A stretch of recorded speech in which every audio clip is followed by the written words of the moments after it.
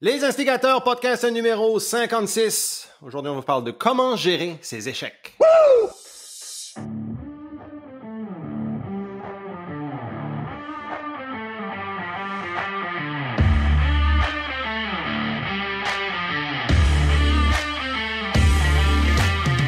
Vous écoutez Les Instigateurs, le podcast de contenu explicite pour entrepreneurs francophones. On parle des meilleures pratiques d'affaires sans dentelle ni gants blancs. On laisse de côté la rectitude politique, les conventions sociales, dans le but de briser les mythes et faire de vous de meilleurs entrepreneurs. Mon nom est Mathieu Dumont, son nom est Dave Ruel. Bienvenue sur le show.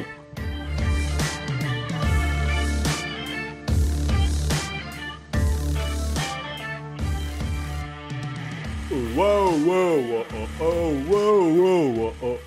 J'ai la chanson de John Bon Jovi dans la tête, Living Under Prayer. Je sais pas pourquoi. Je sais pas, mais tu vas arrêter de l'imiter dans le futur. C'était pas écoutable. Tu veux dire Hey, comment est-ce qu'il faisait ce son-là? C'était-tu la guitare de Richie Sambora? C'est le style mode cheap de chanter d'une guitare, là. Ouais. L'effet sonore de tu cries d'un tuyau qui est mixé avec le son de ta guitare. L'autotune. L'espèce d'autotune dans la guitare vocale. Non, c'est pas... c'est ça. Il y a tout le temps des modes qui sont à oublier. Ça en est une.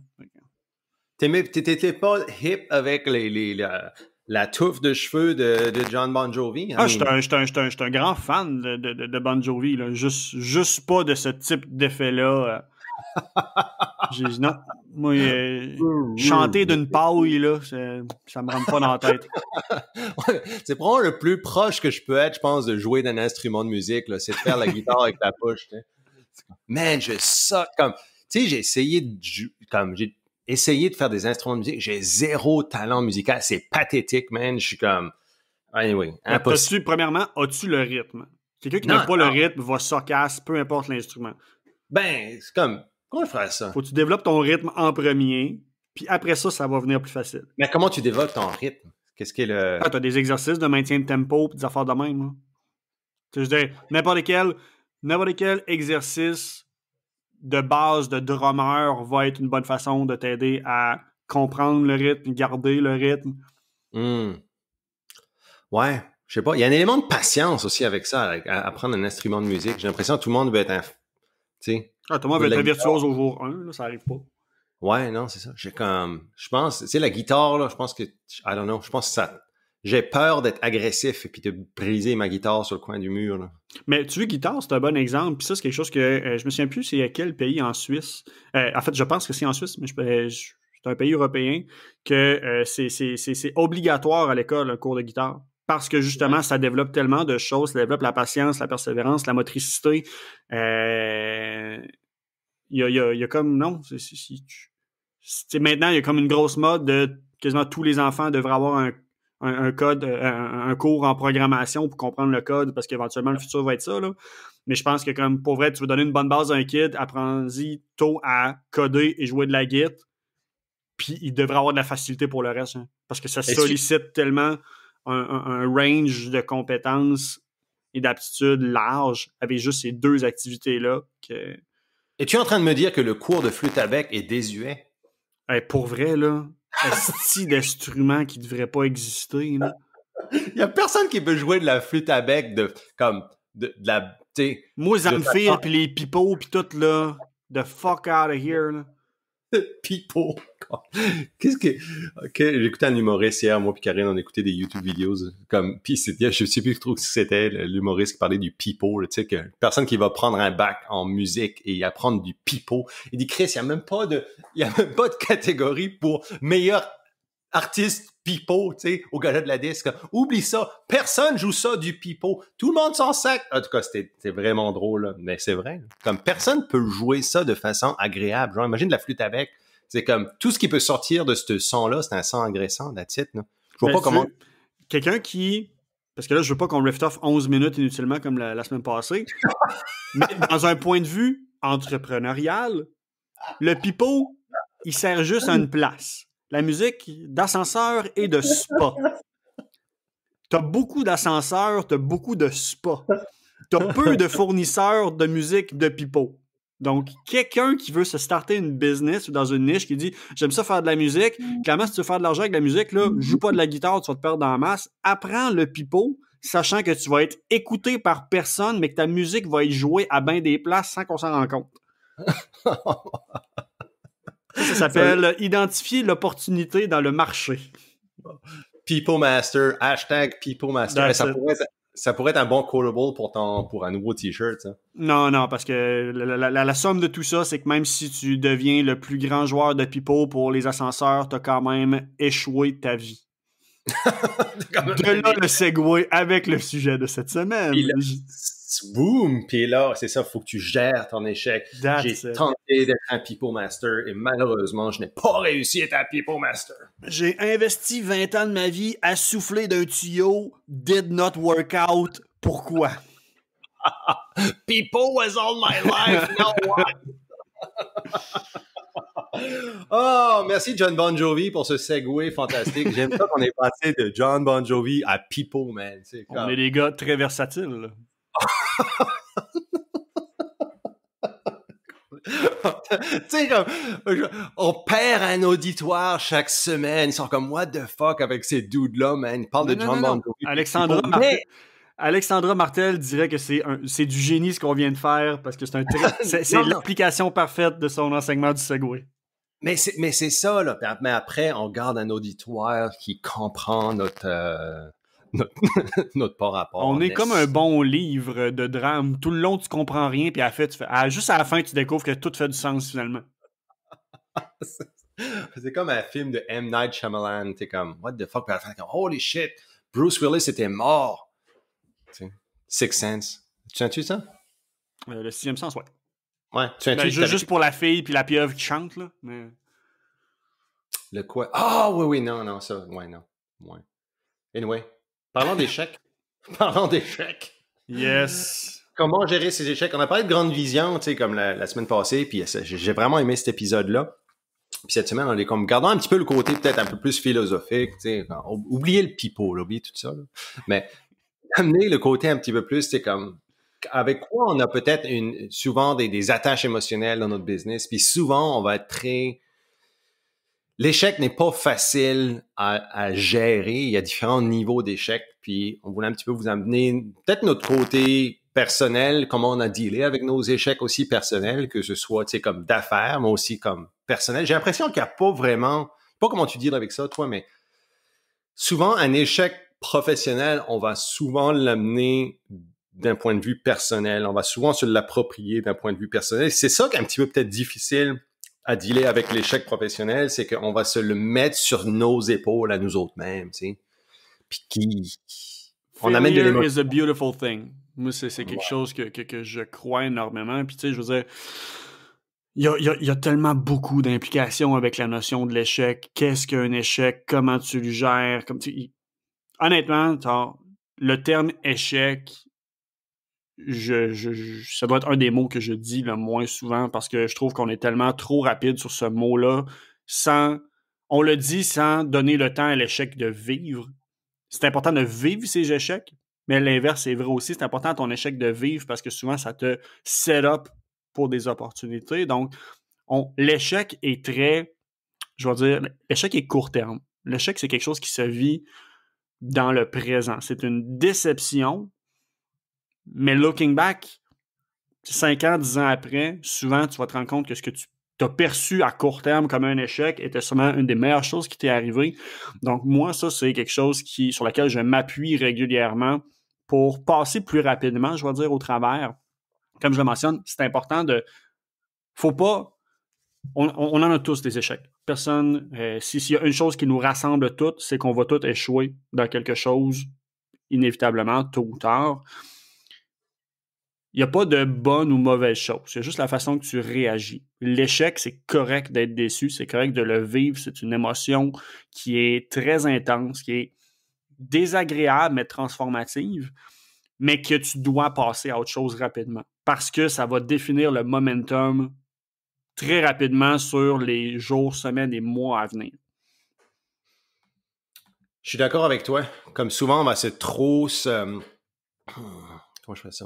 Moi, je parlais de mes échecs. Comme, moi, il y a un échec professionnel où je n'ai pas nécessairement passé au travers de façon smooth, puis j'aurais vraiment dû, comme, je te dirais, le mettre de côté rapidement. C'est avec Balboa Media, la façon dont on a vendu, dont ça s'est passé avec cette compagnie-là, dont on a vendu la compagnie, Ended Up à vendre la compagnie, c'est qu'on avait un de nos clients on avait bâti un beau pool de clients.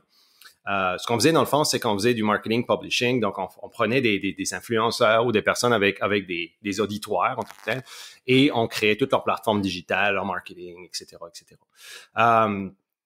On s'est fait un beau petit portfolio de clients, et puis on avait notre racehorse qui était notre top guy. Puis notre top guy, quand on avait beaucoup de plans avec ces personnes-là, on a fait des plans, et puis on a... T'as investi dans cette personne-là? Investi beaucoup de temps, d'argent, de l'émotion, tout dans cette personne-là. Et on avait des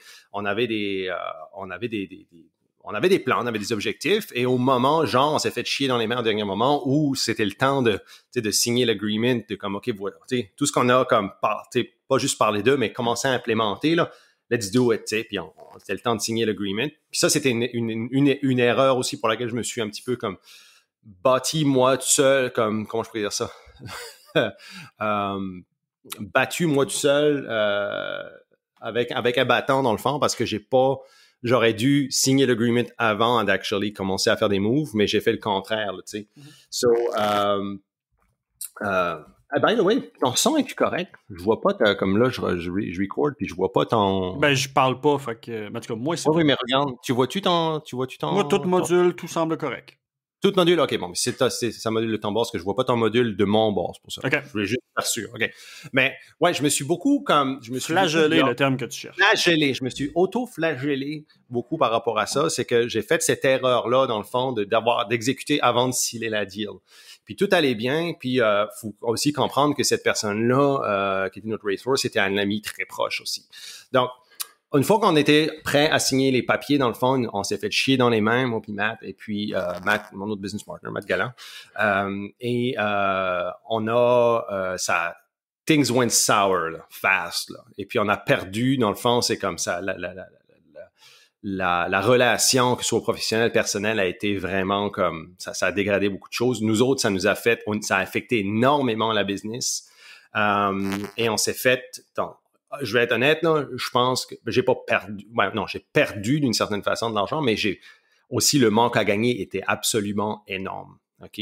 Puis moi, rendu là, moi puis Matt, on a perdu, tu sais, comme on était là, puis on vient de perdre notre racehorse, on vient de perdre notre, tu sais, à cause d'erreurs qu'on a faites personnellement.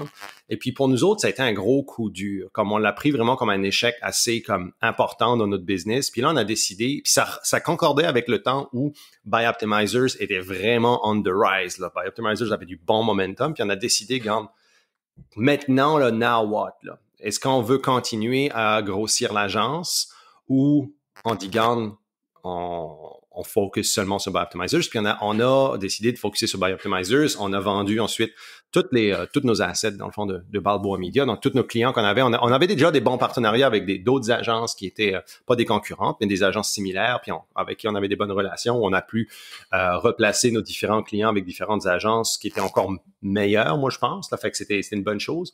Mais on avait perdu beaucoup. Ça, là, écoute, l'autoflagellation est venue, oui, du fait de comme, j'aurais dû faire ci, j'aurais dû faire ça. Et puis, tout le côté émotionnel qui est venu avec la perte, ou je te dirais, le deuil qui est venu avec ça, où je me suis attribué beaucoup de, je me suis mis beaucoup pris la responsabilité, alors que ça t'appartenait pas nécessairement. Là. Puis le ressentiment que j'ai eu à travers cette personne-là, et puis dealer avec le deuil de mon amitié avec cette personne-là aussi, et le deuil d'avoir, tu sais, c'était une décision de vendre, c'était une décision, tu sais, comme on n'était pas obligé, là, je veux dire, on l'a pris pareil, mais il y a tout cet élément-là, man, et puis ça. J'ai trop dragué le côté émotionnel pendant longtemps par rapport à ça, sans nécessairement me l'avouer non plus. Tu sais, j'étais comme, je portais ce poids-là pendant longtemps. Et puis le temps fait le temps fait les choses là, tu sais, le temps comme au bout d'un moment c'est bon, tu passes au travers là, mais je t'avoue là comme s'il y avait une leçon à en tirer pour moi, j'aurais dû dealer avec ce shit là comme rapidement là, puis move on fast. Mais tu l'as dit en même temps, tu as eu de la misère à passer à travers ça parce que tu t'es approprié cet échec-là. Ce qui déjà là, ça, je pense, c'est le problème. T'sais. Surtout dans l'optique où il y a une distinction des échecs d'affaires lorsque tu es seul dans l'entreprise versus lorsque tu as des associés. T'sais, dans ton cas, comme tu l'as dit, tu avais Matt Galland en plus. Donc, une chose qui va m'aider, moi, beaucoup, c'est de essayer le plus régulièrement possible de me dissocier de l'échec lorsque c'est... Faire une distinction entre c'est-tu moi qui a fait l'échec ou c'est l'entreprise? Dans ton cas, c'est un mauvais style de gestion. La gestion, vous étiez plusieurs à gérer l'entreprise, c'est une erreur d'affaires. Ce n'est pas un échec personnel. L'entreprise a eu son échec, mais pas toi nécessairement personnellement. Oui, tu as contribué, mais au moins, ça t'aide à justement comme déloader une portion de la responsabilité puis t'aider à mettre les choses un petit peu plus en perspective. De comprendre que l'erreur, c'est, let's face it now, je pense que tu es à l'aise. En tout cas, moi, je trouve que cette erreur-là, c'est une erreur de base. Ouais. Mais en même temps, je veux dire, c'est une erreur d'affaires, c'est une erreur d'entreprise. Matt aurait pu être un flag waiver de dire, ouais, on saute des étapes présentement. Donc, tu sais, tu peux pas prendre l'odieux sur tes épaules à toi-même alors qu'il y avait plusieurs parties prises dans l'erreur. Là. Donc, vraiment comme être capable de, je veux dire, porter sa croix, mais pas porter la croix des autres lorsqu'il y a un échec, lorsqu'il y a un problème. C'est une des premières choses qu'on doit faire parce que porter une croix versus porter 3, t'apportes moins longtemps puis elle pèse pas mal moins lourd aussi. Là. Oui, parce que c'est ça, c'est une partie de la responsabilité puis comme c'est ça, tu sais, tu dis toujours l'émotion est le pire ennemi, là, mais 100%, là, la charge émotionnelle là, était énorme et puis je l'ai carryé cette charge-là qui a un poids, tu sais, pendant longtemps, pendant trop longtemps, tu sais, alors que j'aurais pu comme complètement me sortir de ça, d'avoir une vision, je te dirais, un petit peu plus d'altitude par rapport à la situation, puis me dire, regarde, écoute, this is what it is, mais voici les facteurs, puis j'ai pas besoin de m'approprier ce facteur-là, ce facteur-là. Fait que pour moi, ça a été vraiment une tu sais, comme j'y pense à cette heure maintenant, tu sais, avec le recul, ça fait quand même plusieurs années maintenant, fait que c'est bon, mais ça a été une grosse leçon entrepreneuriale pour moi. Je l'ai vécu comme un échec. Et je t'avoue que le poids, dans les années qui ont suivi, là, ce poids-là m'a quand même comme je dirais, slow it down par rapport à ce que j'aurais pu faire, je te dirais, dans les années qui ont suivi. Ça a vraiment, comme je te dis, ralenti peut-être mes ambitions, ralenti mon momentum, complètement inutilement, parce que je m'appropriais beaucoup trop cet échec entre parenthèses-là. Là, tu sais. En date d'aujourd'hui, de façon très transparente, as-tu l'impression que tu as un sense of closure? Oui, je te dirais... Oui puis non. Oui puis non. Si donc, c'est oui puis non, c'est non, ça veut dire. C'est non. C'est que j'ai un sense of closure comme... J'ai l'impression... Tu sais, c'est comme le genre d'affaire, là, c'est comme un deuil d'une certaine façon, puis comme, you have to deal with it, puis comme... Je sais pas comment tu t'évalues le fait de comme... J'ai une complete closure par rapport à ça. Tu sais, je veux dire, comme, j'ai move on, là, comme, tu comprends-tu? J'ai move on, mais te dire que je n'y pense plus, non, mais y penser, ça, c'est tel que... Tu sais, je veux dire, parce que ne pas y penser, c'est faire du déni. C'est vraiment pas mieux. Tu sais, le sentiment d'acceptation, moi, je te dirais, dans ton cas, très simple. Tu sais que tu vas avoir un espèce de sentiment de closure, je sais pas c'est quoi le terme en français, si demain matin, tu rencontres ton racehorse puis il y a un malaise ou non. S'il n'y a pas de malaise, bon, mais déjà là, c'est un bon indicateur que tu as un vrai sense of closure, sinon, il y a encore de quoi qui traîne.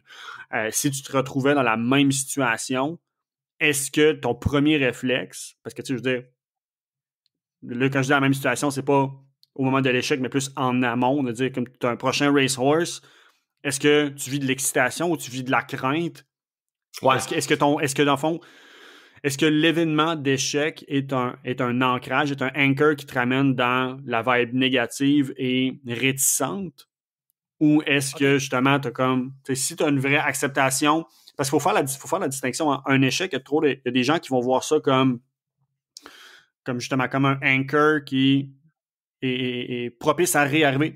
Vos échecs ne sont qu'une une collection d'événements individuels tout simplement. Il n'y a aucune relation. C'est pas parce que tu as vécu une situation X puis que ça vire en échec que tu vas être reconfronté à la situation X et que ça va systématiquement encore être un échec. Donc, très souvent, on va se limiter, puis on parlait un petit peu des pensées limitatives dans le dernier épisode, puis ça, justement, c'est une autre bonne façon de le démontrer, de dire, tu sais, j'ai vécu une situation X.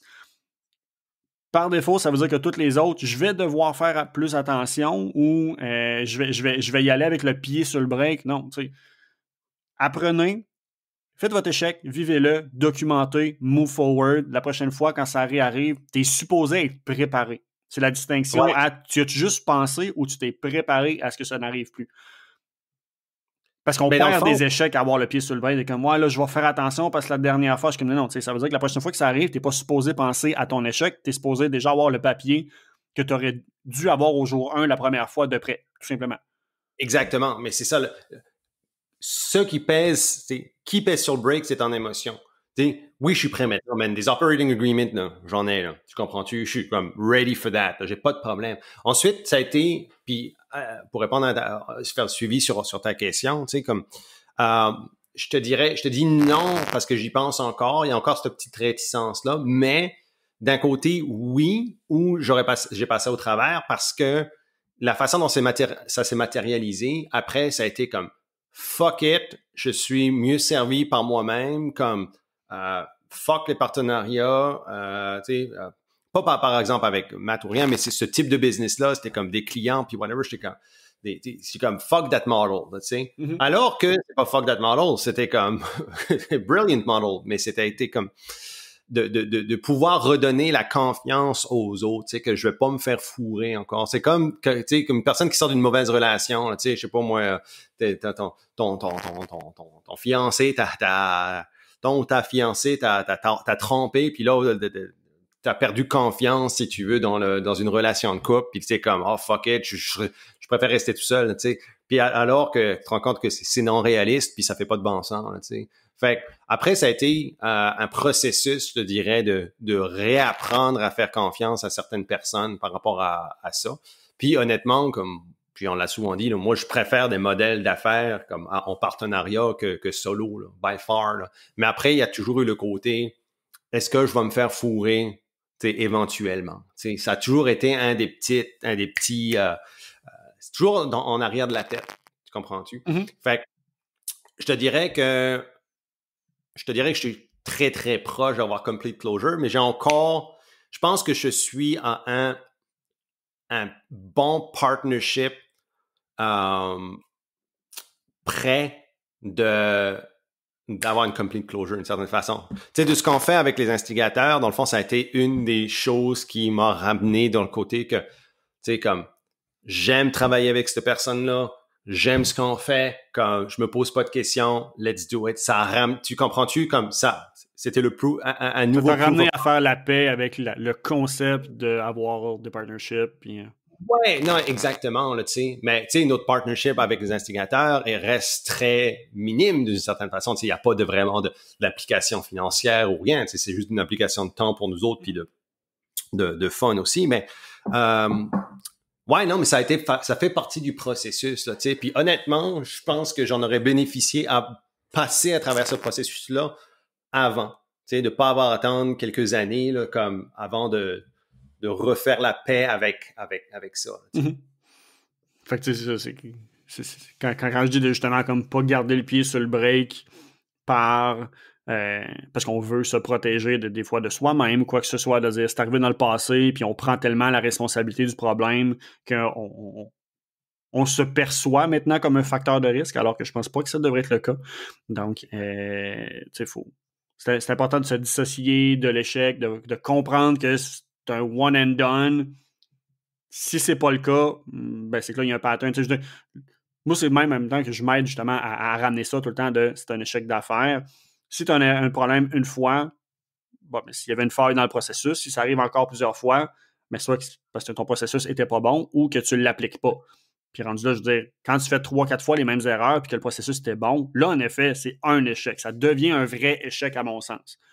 Sinon, c'est des mishaps, c'est des problèmes. C'est comme... Un échec, dans ma tête, c'est c'est majeur, là. C'est pas juste, j'ai voulu faire ça, puis ça a pas marché. Non, c'est comme, t'as pris une chance, t'as pris un gamble, puis c'est pas parce que j'ai dit rouge ou noir, j'ai dit rouge, j'ai viré noir, c'est pas un échec, là. T'as pris une chance, puis tu savais dès le départ que un échec, moi, c'est... Bon, je suis parti avec la certitude que ça allait donner ça, puis ça a planté. Là, tu pourras dire que c'est c'est un échec. Là. Le reste, c'est juste, ça s'appelle des risques d'affaires, puis c'est correct en soi. On accepte que dès le départ, ça se peut que ça plante. On essaie de tout faire en notre pouvoir pour que ça fonctionne, mais il n'y a pas de garantie. Faut pas voir aussi l'échec comme une finalité. Je pense qu'il y a beaucoup de personnes que, à leur premier gros échec, j'ai l'impression qu'il y a une espèce de petite partie d'eux-mêmes qui va mourir. Ouais. Je parle du rêve entrepreneurial ou peu importe. Là. Ouais. Souvent, quand on commence en affaires, on fait des petits moves safe. Comme, c'est facile de se donner l'impression qu'on a un momentum, mais oui, tu as un momentum, tu as une succession de wins, mais des petites wins qui sont futiles. Puis la journée que tu prends un vrai bet sérieux, avec skin in the game, puis que ça plante, on aurait dit que ça stoppe tout momentum, puis que de là, bon, mais les personnes le prennent trop raide, puis que, bon, mais ils veulent plus reprendre le risque parce que ça a fait trop mal. Je suis comme, non. C'est comme voyez-le comme une peine d'amour. C'est pas parce que tu te fais mal rien qu'une fois que tu pourras pas retomber en amour plus tard. C'est comme, ça vaut la peine, si tu crois à ta vision, si tu crois à ta business, à ton projet, ça vaut la peine de passer dans des échecs. Honnêtement, les gens se protègent trop souvent d'avoir des échecs. C'est un des gros problèmes, je crois. On en a déjà fait un petit peu référence dans le passé, mais plus vite tu acceptes que c'est une game d'échecs, pas le jeu, là, mais juste comme d'avoir une succession de situations qui ne vireront pas comme tu veux, puis d'apprendre à continuer de danser, mettons, là, c'est là que tu deviens un bon entrepreneur. Les choses ne vont jamais comme tu veux. Par définition, tu pourrais dire que ça, c'est juste dire « je ne fais que des échecs ». Non. Comme je l'ai dit, il y a bien souvent des échecs que tu perçois à court terme qui set le stage pour plus tard. Fait que dans la mesure où ce que tu gères ta business en disant, c'est comme, il n'y a pas d'échec, il n'y a pas de victoire, les choses ne sont ce qu'elles sont, puis il y a juste la façon que je vais, chicken shit, chicken salad. Là. C'est comme, bon, mais OK, voici les cartes que j'ai devant moi, clairement pas le deck que je voulais, c'est quoi le plus que je peux faire avec ça? Des fois, tu peux te rendre bien loin d'une game de cartes avec fuck all dans les mains. Ouais, t'as le choix, tu peux folder, ou tu peux jouer tes cartes. Ou tu joues le bluff. Puis, maintenant, tu peux gagner la game sur un bluff aussi. Là. Fait que, c'est toute une question d'attitude par rapport à, justement, la tournure des événements, je vais dire comme ça. Trop souvent, on va... encore une fois, comme on disait avec la vision, là, on va tellement anticiper puis définir la fin de l'histoire sans vouloir passer dans le process complet que dès qu'il y a un hiccup, on perd tous nos moyens, on panique. Non, tu sais, comme, prenez un pas de recul, relativisez. Si vous n'êtes pas capable de le faire, vous devez avoir une personne dans votre système de support qui va être capable de vous donner l'heure juste. Puis comme, voici tout ton contexte que tu considères qu'on se calisse, voici les métriques puis les variables critiques dans ce qui se passe, voici ce qui a mené à ça, voici ce qui peut être fait de ça, puis adapt and overcome, là. Mais c'est exactement ça. Puis je pense que c'est important aussi de s'entourer de personnes qui sont émotionnellement détachées de tout ça. Tu sais, parce que encore une fois, c'est comme même si on se dit que faut pas que je mette d'émotion là-dedans, on va en mettre pareil. Tu sais, puis honnêtement, comme c'est ça qui est un petit peu il faut, je te dirais, s'outiller pour le savoir comment dealer avec le processus émotionnel qui s'en vient. On peut l'acknowledger, mais aussi il faut acknowledger le fait que comme ouais non, je réagis vraiment, tu sais. Oui, j'ai une attache émotionnelle par rapport à ça. Et c'est important pour moi de comme, tu sais, respirer par le nez, puis d'avoir peut-être un réseau ou des ressources externes qui peuvent me ramener dans le droit chemin ou me montrer que comme, tu sais, OK. Tu sais, parce que moi, je vois l'exemple, puis là, je comprends comme ce qui s'est passé avec ma situation où j'étais émotionnellement dedans. C'est comme mon ground d'habitude qui était maths, était aussi émotionnellement attaché là-dedans. Fait qu'on était deux personnes émotionnelles dans le processus, alors qu'on aurait dû aller chercher des yeux extérieurs pour nous dire, regarde, guys, comme, sais, comme, voici la réalité, voici les cartes que vous avez, on voyait même plus nos cartes. Tu comprends? C'est une bonne analogie. Fait aller chercher de l'aide ou de personnes qui peuvent avoir ce détachement-là émotionnel dans le processus et puis se rendre compte que comme c'est juste un bump in the road et ce n'est pas nécessairement un échec. Donc, encore une fois, de ramener la perception vers quelque chose qui est beaucoup plus gérable. Oui, puis tu sais, tout est tellement subjectif, toute une question de perception, tu sais. Ce que de l'extérieur peut avoir l'air d'un échec, des fois dans votre tête, c'est un gros win. Ce qui de l'extérieur peut avoir l'air d'un win, peut filer comme un échec. Tu sais, quand t'es allé carte sur table, transparent avec un de tes échecs, je vais faire la même chose parce que je trouve ça important d'être cohérent. Présentement, je te dirais que, puis à la limite, je pense que c'est ce qui m'aide beaucoup, c'est que ça fait longtemps que je roule de cette façon-là. Moi, dans ma tête, présentement, je suis un échec. Ce que je veux dire par là, c'est que plutôt que essayer de toujours me mettre dans une position confortable de victoire ou quoi que ce soit, j'ai trouvé le confort dans le sentiment de l'échec. Tu sais, mettons avec Didac, honnêtement, genre, j'ai pas loin de 2 ans d'avance sur mes planifications financières. Sur mon objectif de 5 ans, là, cette année, ça m'a permis de faire un fast track de 2 ans. Ça va super bien puis tout. Pourtant, deep down, là, présentement, je commence à filer comme la business est un win, mais de plus en plus, je me perçois comme échec est peut-être fort, mais le fulfillment de comme bon, OK, qu'est-ce que je peux faire? J'ai comme l'impression que je perds mon momentum, mon implication, mon win dans la business. Mais alors que, tu sais, en réalité, sur papier, au niveau de la qualité du travail qu'on sort, du bonheur de notre monde, tout est un win, tout est un win. C'est juste par rapport à nos standards personnels. Je le sais que je suis pas un échec, là, absolument pas, là. Mais je vais continuer, puis je veux dire, c'est plus fort que moi, je file de cette façon-là, parce que mes standards personnels, je me les applique, mais vos standards ne sont pas nécessairement représentatifs de la réalité.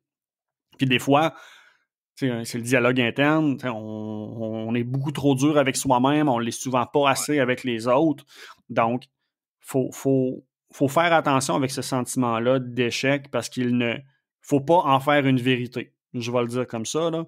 Donc, à l'inverse, par contre, lorsqu'on le vit, c'est important d'avoir des repères. T'sais, cette semaine, je t'ai reach out justement comme pour ventiler, pour que tu me donnes l'heure juste un peu, puis que tu m'éclaires une coupe de lumière pour repartir. T'sais. La seule responsabilité qu'on a par rapport à l'échec, c'est de prendre action pour ne pas entretenir cette énergie-là, je veux dire, ou ce mindset-là. Parce que c'est dur de progresser, c'est dur d'améliorer ta situation quand tu rumines du négatif. Avoir le sentiment continuel d'échec fait que c'est difficile de rester motivé dans tes projets. Ça fait, tu sais, il y a à la limite, on aurait pu le rattacher même avec l'épisode sur la gestion de l'énergie, là, mais c'est important de move on, mais de ne pas l'éviter. Je veux dire, embrace failure. Ne reste pas dedans longtemps, mais comme je te dis, il faut que vous soyez assez à l'aise pour que vous n'essayiez pas d'éviter l'échec. En essayant d'éviter les échecs, vous laissez de côté beaucoup de possibilités, d'opportunités. Et des fois même, vous mettez de côté la bonne prochaine chose à faire. Ouais. Parce que, tu sais, il y a tout le côté émotionnel, c'est d'une certaine façon d'avoir une analyse émotionnelle, mais il y a une émotion, moi, qui me fuel souvent, puis ça, je l'ai réalisé aussi dans le passé, c'est l'orgueil. Fait que quand je suis touché dans mon orgueil, genre là, c'est comme, l'émotion devient un fuel positif pour passer à travers un échec, genre, ou une situation difficile. Je sais que si je suis touché à mon orgueil, là, je suis comme, I'll fucking prove them wrong. Puis là, on va comme, là, c'est là que j'ai le couteau entre les dents, là, puis c'est là que j'ai mes meilleurs résultats, là, tu sais. Fait que des fois, je suis comme, je me mets-tu dans pas dans des situations, mais comme, je postule l'enveloppe pour justement quand on positionne vulnérabilité pour me ramener le couteau entre les dents d'une certaine façon. Fait que c'est à double tranchant. C'est comme, je me protège-tu de mon côté émotionnel ou j'essaye de provoquer le fait d'avoir une atteinte à l'orgueil et puis pour avoir mon couteau entre les dents. Fait que c'est tricky parce que ça peut devenir aussi un couteau à double, tu sais, comme, qui peut tu peux te faire brûler pareil parce qu'au bout d'un moment, c'est parce que quand t'as le couteau dans les dents, je veux dire, t'es émotif. Exactement, tu sais. Fait il y a toute cette balance-là, tu sais, comme l'émotion est l'ennemi, mais comment je peux dire ça? l'émotion n'est pas à éviter, l'émotion est peut-être à gérer. Tu comprends-tu? Savoir gérer l'émotion qui vient avec ça et la canaliser de la bonne façon. C'est souvent, je pense que comme on va pas bien le gérer et pas bien la canaliser dans des événements spécifiques, alors que ça peut être l'ennemi, mais ça peut être aussi un ami d'une certaine façon. Ouais, mais tu sais, je l'ai dit dans le passé, là, c'est important d'avoir de l'émotion dans ta business quand tu es dans la prestation de service, pas dans la gestion. Donc, tes grosses décisions, tu ne veux pas d'émotion. Quand tu as pris la décision, on fait ça, là, tu veux de l'émotion, tu veux le couteau dans les dents. Il y a une grosse distinction. Tu ne veux pas prendre une décision pendant que tu as le couteau dans les dents. Ça va être rash decision, c'est sûr que tu vas te saboter en faisant tes décisions comme ça. La prise de décision, tu devrais avoir une mécanique, un arbre décisionnel s'il faut, peu importe, pour t'aider à justement comme enlever le plus d'émotions possible. Il y a des outils, il y a des mécaniques pour ça. Mais oui, le couteau dans les dents, tu sais, je veux dire, tu le sais, j'étais à la même place que toi. C'est pour ça que présentement, je cherche un projet qui va devenir ma nouvelle obsession, juste pour que justement, j'aille le feeling de genre watch me go, pour me reprouver quelque chose à moi-même. Fait que ça, c'est important. Tu veux sortir le petit couteau de ton étui en cuir, là, puis tu veux le mettre entre tes dents. Ah, c'est ça. Partir à la guerre, des fois, c'est le fun. Là. Ça te rappelle que t'es vivant. Là. Ah, dude, tellement. C'est vrai, hein, parce que souvent, j'ai réalisé ça, tu sais, comme dans les derniers temps, pareil, là, où j'ai amené une grosse charge d'émotion dans certaines choses que j'ai faites, puis j'étais comme, fuck yeah, c'était comme, comment je fais ça? Le côté vivant, exactement ce que tu as dit souvent, c'est comme, tu vas parce qu'il y a ça aussi, la réalité de la chose, la réalité entrepreneuriale, de que c'est une game d'échecs où il faut être à l'aise avec ça. Il y a d'un côté aussi, c'est très facile de perdre son côté vivant, tu sais, feeling alive, tu sais, dans le process où c'est comme, ça devient comme, ah, fuck man, je suis correct, man, je suis correct d'être à punching bag, là, c'est ça que l'entrepreneuriat, this is what it is, mais comme, tu sais, t'arrives au moment, puis c'est comme, au bout d'un moment, à force de te faire puncher, tu deviens un petit peu numb, tu deviens un petit peu, tu sais, comment tu dis ça, numb, tu deviens engourdi, tu es amorphe. Engourdi, tu sais, puis t'oublies le fait que comme, fuck man, je veux être... C'est le fun d'en snapper une coupe de temps en temps aussi. Là. Ben c'est ça, tu sais, il y a tout ce côté-là, il y a toute cette balance émotionnelle-là à jouer avec, tu sais, puis c'est une game, c'est facile de se rendre, de devenir un punching bag, engourdi sans nécessairement comme s'en rendre compte d'une certaine façon. Oui. Fait que je pense que c'est important d'avoir vos systèmes. Un moment donné, c'est comme tu prends pour acquis que c'est ça ton rôle. Puis c'est une grosse erreur. Là. Ouais, this is what it is. C'est vrai, on le dit souvent comme. Par exemple, je parle à ma femme Karine qui est comme qui a peut-être un petit peu plus maintenant un rôle actif dans la gestion de sa propre business, où on a souvent travaillé ensemble, mais là, elle est comme beaucoup plus on her own. Puis là, elle voit un petit peu plus comme elle commence à être un petit punching bag. Puis je suis comme, c'est vrai que la rhétorique de comme, je lui amène peut-être un petit peu trop cette rhétorique-là, comme peut-être this is what it is. Mais dans le fond, le message, c'est comme, ça fait partie de la game, mais ne perds pas ce fire-là d'une certaine façon. T'sais.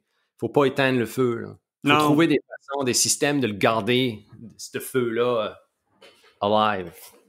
Puis tu sais, comme, c'est difficile parce que, mettons, encore exemple clair, puis encore une fois pour le ramener sur l'épisode de la semaine passée, moi, dans l'atteinte de mes objectifs, donc dans le succès que j'ai de mes objectifs, ça m'amène dans une position d'échec parce que ça souvent m'expose le fait que j'ai sous-planifié la suite. Fait que, tu sais, à tout échec, un win et vice-versa souvent. Là.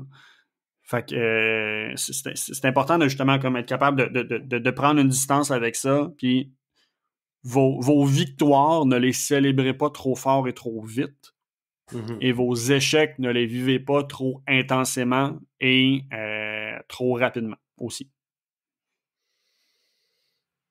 Donc, tu veux dire faut être beige? Faut être beige. Beige all the way, mon homme. C'est le best. C'est le best. Laissez faire vos pics d'émotion, là. Soyez juste neutre tout le temps. C'est ce qui est le plus sain. C'est sain, ouais. Mais tu sais, Beige all the Le way. nombre de personnes qui sont en profond désaccord avec ce que je viens de dire, là, ça me fait mourir de rire. Là, c'est ça, là. Tout le monde est comme, ah, là. C'est ça. Il y a un autre t-shirt à faire, là. Hashtag beige all the way. I like. Mais, non, mais tu sais, mais c'est vrai, c'est comme, peut-être, il y aurait un débat à avoir là-dessus. T'sais, oui, beige all the way. Oui, beige all the way de façon peut-être générale pour passer au travers, mais il y a tout le côté comme émotion couteau entre les dents à avoir. Tu peux pas être beige. Comment tu fais pour être beige mais avoir le couteau entre les dents? Tu comprends-tu? Non, je suis d'accord. Je suis d'accord. Il y a tout un débat là-dessus, mais c'est vrai que... Puis encore une fois, tout le monde va... On extrapole, mais tout le monde va vivre ses échecs de façon différente. Je pense qu'il faut s'allouer de le vivre, mais ne pas garder une tête quand même froide, neutre, beige d'une certaine façon dans le process. Je pense que la meilleure façon, c'est probablement d'avoir l'opinion de personnes qui comprennent cette réalité-là ou qui ont déjà été dans cette réalité-là. Fait qu'entourez-vous peut-être dans un cercle d'entrepreneurs qui peuvent peut-être vous aider avec ça ou comme ne restez pas dans votre shit tout seul. Là. Ça, c'est la... If you're in your head, you're dead. Là.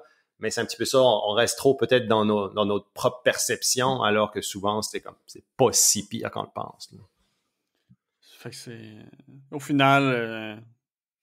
L'échec, honnêtement, ça devrait pas vous faire peur au point que c'est le cas présentement, du moins pas à mon sens. Je veux dire, la quantité d'images cheap et qui veulent rien dire le gars de... C'est quoi? C'est le gars de Alibaba qui s'était fait pas engager chez KFC 13 fois, puis il est rendu... Je veux dire, on les a tout entendu, là, les histoires à succès qui ont commencé par des refus et des échecs et des refus des échecs. Fait que, tu sais, ouais. Garder une perspective long terme, vivre le rapide, puis move on, what's next, comment est-ce que je m'adapte, je passe à autre chose, puis if you keep grinding, à un moment donné, genre, tu vas en avoir une victoire, puis elle va feel good. Si, on l'a déjà dit dans le passé encore une fois, puis ça, justement, je trouve que c'est important de le remettre, d'éviter d'avoir des échecs, c'est aussi pire que juste avoir des victoires. Tu as besoin de ces contrastes-là pour bien apprécier, je veux dire, l'aventure. Si tu n'as que des wins, honnêtement, tu vas sous-apprécier tes wins tôt ou tard. Tu as besoin d'avoir un échec qui fait mal de temps en temps pour te rappeler c'est quoi la game, pourquoi tu es là, qu'est-ce que tu sais, what did you sign up for? C'est juste sain. Là. C'est très sain. D'avoir trop de victoires est malsain. Oui, absolument. À dire. Tu deviens fragile. Tu deviens fragile et complaisant. Tu deviens cocky, tu deviens arrogant. Non, tu deviens, comment je pourrais dire ça? Tu ne comprends pas la réalité de la game d'une certaine façon. Puis ça nous est tous arrivé dans notre carrière à un moment donné. Moi, ça m'est déjà arrivé surtout au début de ma carrière, j'ai eu beaucoup de wins rapidement dans le début de ma carrière. Puis ça m'a forgé comme une certaine... Je te dirais, j'étais pas conscient de comme du power des échecs, tu sais. Puis quand les premiers échecs sont arrivés, on dirait c'est comme le premier c'est comme tu le brush off, puis ensuite c'est comme OK, là tu commences à voir le pattern, puis tu commences à réaliser, puis j'étais peut-être un petit peu moins près là que j'aurais dû l'être. Fait que c'est healthy d'avoir des échecs et ce n'est pas healthy de toujours avoir des victoires, tu sais, c'est pas la réalité des choses. Mettez-vous dans des... Il y aura des winning streaks. Oh oui. C'est comme au hockey, là. Il y aura des winning streaks, puis il y aura des slumps. Puis c'est d'être à l'aise dans les deux. Mais ce qui fait que tu bounce back plus vite, je veux dire, on le voit régulièrement, là. Justement, au hockey, tu as une winning streak de 13 games, tu as un échec. Le Canadien a de la misère à bounce back en crise. Pourquoi? Parce que l'échec, souvent, il vient de couper le momentum, puis tu as de la misère à partir. J'aime aussi bien avoir des échecs réguliers, puis d'avoir ajusté ma vitesse de croisière, que de partir, prendre du momentum, me rendre à 160 sur l'autoroute, puis là, pogner un bump in the road, je te garantis qu'il va faire plus mal, puis ça va être plus dur à repartir. Donc, tu sais, vous avez le contrôle, vous avez le pouvoir de vous mettre dans des situations d'échec, dans des situations qui vont vous apprendre à mieux gérer cet échec-là. Tu sais, comme un échec contrôlé, c'est un thing, c'est une stratégie. C'est l'équivalent des personnes qui ont des phobies puis qui vont s'exposer progressivement à ce qui leur fait peur pour apprendre à vivre avec.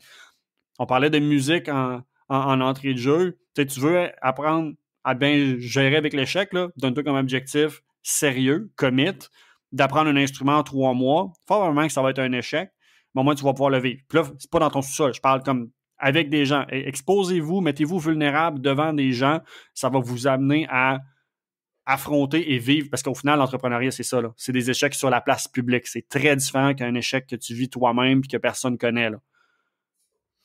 Il y en a qui ça va être des affaires que personne jamais va se rendre compte, mais la majorité du temps, là, du fait qu'on fait des affaires avec des gens, là, ben on voit tous nos échecs quasiment comme des échecs publics.